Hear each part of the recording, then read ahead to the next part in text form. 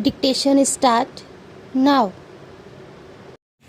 Sir, I was mentioning yesterday that the great expectation with which the budget had been presented have been belied so soon that one need not go into the question how far even the ruling party members would be able to claim justification for the statement that prices have been checked.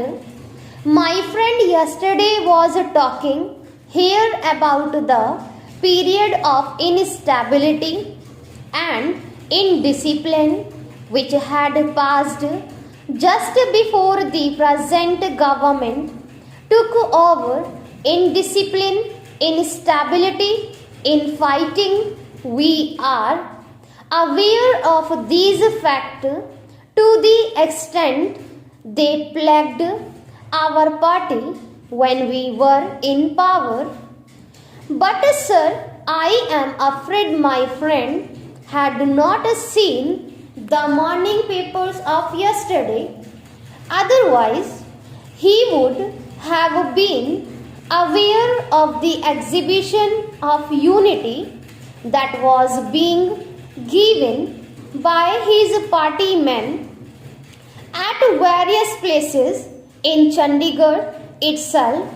There was a report of a regular fight having taken place between the members of his party, between supporters of the chief ministers of Haryana and the former defense minister, and they used and sticks, even stones were with the members of his party, which the ruling party is claiming, or maybe it was part of the new economic program which they are always talking about. Sir, about stability, we have a picture of stability in the various states, and I do not want to ask my friend if he had spoken to the chief ministers of Andhra Pradesh or Maharashtra or Haryana or any other state to find out how far he was happy with the situation he was supposed to be proceeding over. It is for anyone to see that for more than several months the administration in Andhra Pradesh is at a standstill. We do not know how many ministers are in the dissidents group and how many with the chief minister.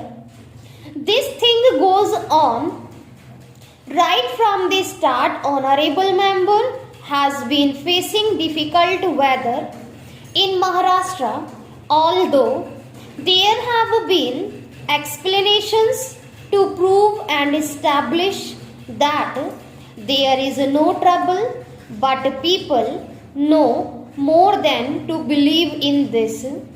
With all this, the party deserves our good wishes, and the finance minister our best hope in the difficult task that he has set himself to.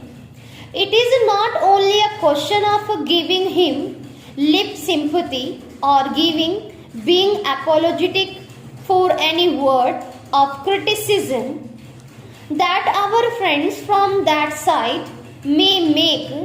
It is a difficult situation which has to be better managed.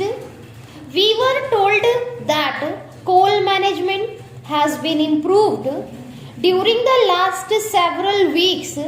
Only yesterday there were reports the South Central Railways has cancelled 21 trains because of shortage of coal. There are reports of mismanagement in the Food Corporation of India. There was a report in the Times of India that rupees 10 lakhs appears to to have been lost because of dal having been purchased at exorbitant price in Madhya Pradesh. All these are going on. Honorable member said that if the present government and party cannot deliver the goods, no other government and party can deliver, and therefore he lent all his support to the finance bill. There have been talk of a lot of problems being prevalent in the country. After a period of 50 years, I only want to remind him that many of the problems that plague us today have their roots in the past.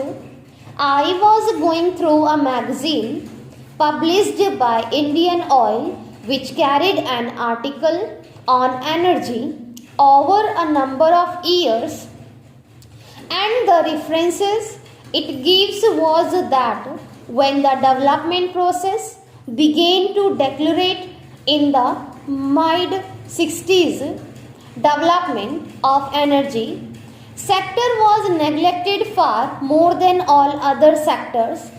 Starvation of adequate investment was not the only thing, but this was the worst part of it.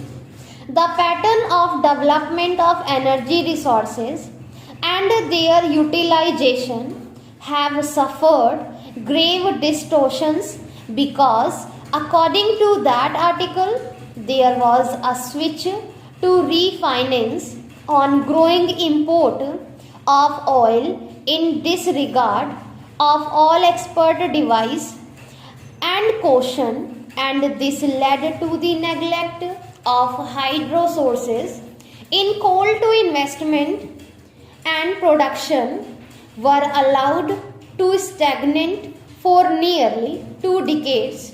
Even after 1973 oil crisis, it is observed that attempts to regulate consumption and import of oil and emphasize on indigenous alternative sources were given up. There was a decision to step up extraction of oil from discovered sources in disregard of technical experts and planning commission, which favored conserving our modest resources for future. These things started when the present Prime Minister was in power, and the result is what we faced today in the form of energy crisis. The blame for this crisis cannot be placed totally on the OPEC and oil exporting countries. Why I mention this is only to illustrate that mere goody talk or trying to be flatterers of the leader who happens to be shouldering the main responsibility of running the country is not the best way of solving our problems. This will not be in any way solve our basic problems.